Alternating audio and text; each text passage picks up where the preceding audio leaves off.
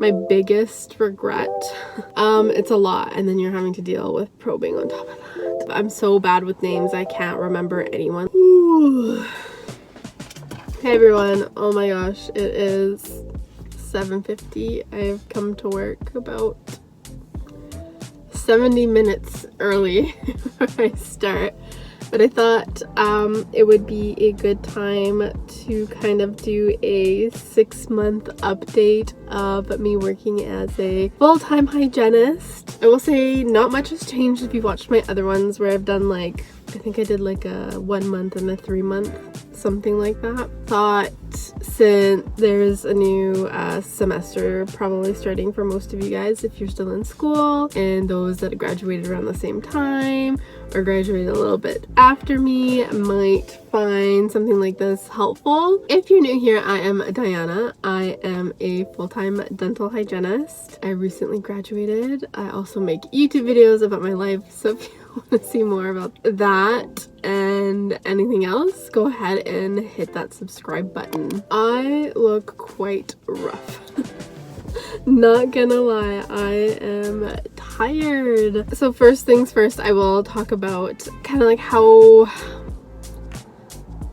I feel a little bit better in terms of my skill. And no, okay, here's the thing. My skill like would be top notch if I actually had the time that I needed during appointments to clean everything properly. It's the fact that you're going from 2.5 hour appointments, multiple appointments per patient, to an hour to fit in an exam, radiographs, probing, cleaning, polishing, fluoride, scans sometimes, like to an hour, and you feel like you have to also have all the plaque and the calculus off. It's nuts. So I think I'm still like, even for everyone else, the newbies and whatnot that are in the same boat as me, we need to be like practicing not forgiveness, but coming to terms that we're not gonna be as good as we were in school because there just isn't enough time. Still obviously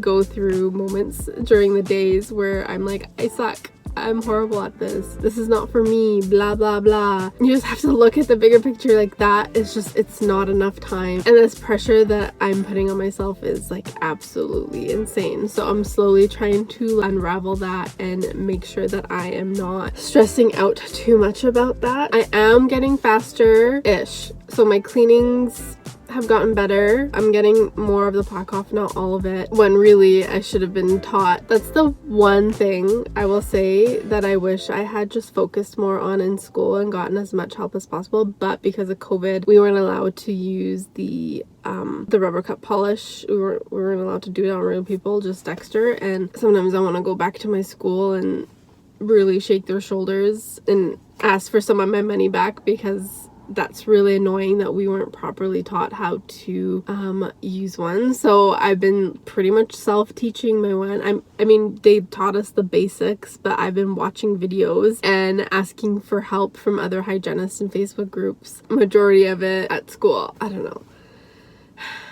but who knows, maybe if they had, I would still be in this position. Calculus removal is important, but that's easy to detect. Plaque is like, just, yeah, I don't know. I don't know what I'm doing, and I also work alone majority of the time as like the only hygienist, so there isn't really anyone that I can help with. I asked the CDAs, but they're busy. It's not, I mean, they try and help me, but I can't just always constantly go into the lunchroom and kind of complain about how my cleaning sucks. I'm just kind of rambling because I've just had such an exhausting week and feeling disappointed in myself for not being able to get all of the fucking plaque off. I don't know what I'm doing wrong. I don't know. It's really frustrating. I'm starting to see repeat patients. It's funny because I thought I would be able to remember kind of what people's teeth were like when I first saw them, and then, you know, I'm constantly seeing them now. I'm so bad with names, I can't remember anyone. Like I see their names on the schedule, and until I see their faces, then I'm like,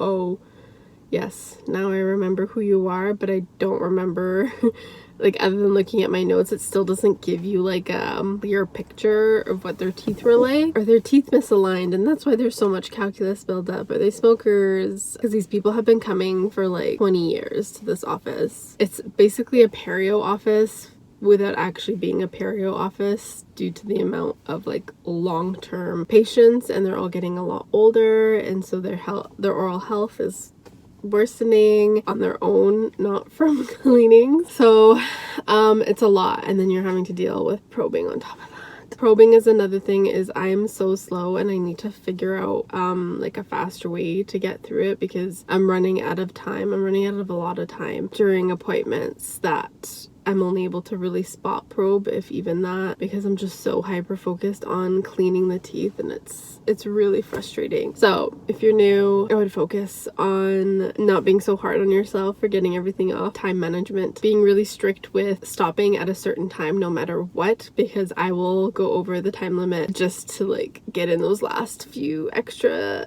areas of cleaning before I call in the dentist, but then that pushes my whole day and just annoys so many people. As the months keep going, it's just very clear as to what I am clearly struggling with, because it's something that's been happening from the beginning. I will say I am getting better at education, educating the patients. I have the more laid back approach. Like I said, most patients have been coming here for years and years and years, and you look back at the notes and it's like every appointment it's been educated on brushing and flossing, educated on brushing and flossing, and I told them this and I told them that, and like nothing has changed. So I'm always kind of more laid back, and I'm just like, listen, I can see your chart that you've been talked to about this for almost every appointment since you've been here, as it should be, but I'm not here to shame you. Like, you're clearly not listening. I don't know like how else to really get the point across. I'm just gonna tell you, you need to brush and floss more in these areas, do these tips and tricks, but I'm not your mother if you think that skipping appointments or delaying the appointments because you're annoyed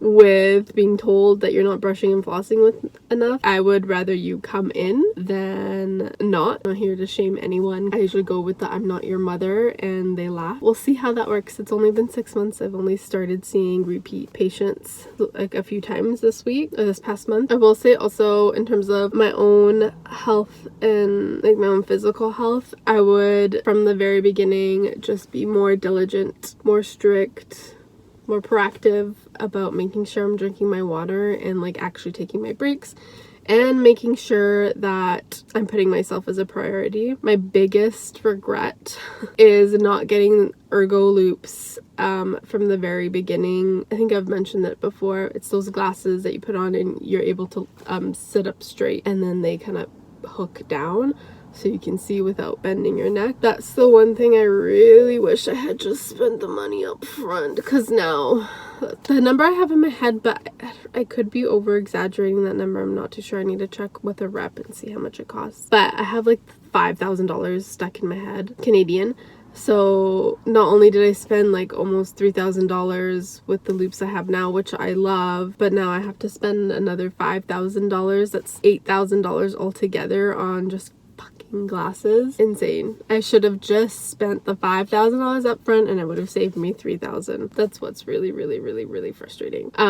But make sure you have a good chiropractor, you're going to the gym, you're doing something for yourself, because you're not gonna last. And it's not even just neck pain, it's wrist pain. I know in school they taught you to do things like in a specific way in terms of scaling and stuff like that, but what would really help would be to figure out what works for you and your wrist and how you're sitting and positioning, ergonomics. Sometimes you have to scale the mesial first and then like work backwards on posterior sections with your ultrasonic, just because of how heavy it is. Then do it. It's getting cleaned in the end, you know. You're gonna have to figure out what works for your body, because the way that they taught us in school, yes, it should be ergonomically correct, but for some people it just doesn't work. So just find out what works for you and do do that. And I also highly recommend a Apple Watch. I have one on my wrist right now. I highly recommend it just because I have reminders setting every hour to drink water. I mean, I need it because I had surgery. Still struggling because it's hard to drink a lot of water with that, but put yourself first. Seriously, get that sleep. Don't stay out late unless you're willing to suffer the consequences of that.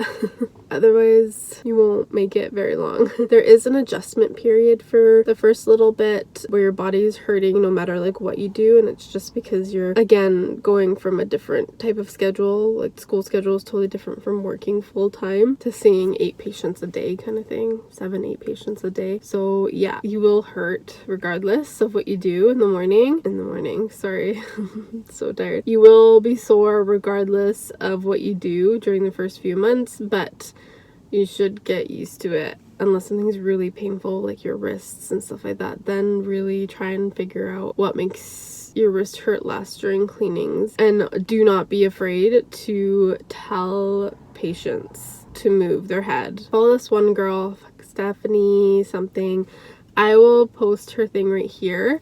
But she's all about ergonomics and dental hygiene and stuff like that. So I've learned some tips about that. Tell your patients to move their head. Don't feel bad. They are there for an hour, even less so when they're getting their teeth cleaned. They're there for an hour, but the amount of times they're sitting up waiting, you know, it's technically like what, 45 minutes maybe of them actually lying down while you're there for 8 hours a day. Tell them to move. And also work on being, I wouldn't say more aggressive during school, just be more confident and not asking if you're okay every 5 minutes. Just go with the standard. Let me know if it hurts at all. I'm just gonna keep going, and you go and go and go. You don't even have to say let me know if it hurts. Just, this is what I have started to tell patients. There might be some sensitivity as I'm kind of going around your teeth. Please let me know if at any point it's too unbearable. We can work around that with different instruments or different things. That's what I say. Not exactly word for word, but I just let them know that, you know, there could be areas that are a little bit more sensitive, but I can't not clean the area at all, right? Anyway, I'm gonna leave that there because I gotta go and set up my room. I'm so tired. Thanks for watching all the way to the end. If you made it this far, I'll see you in my next video. Bye.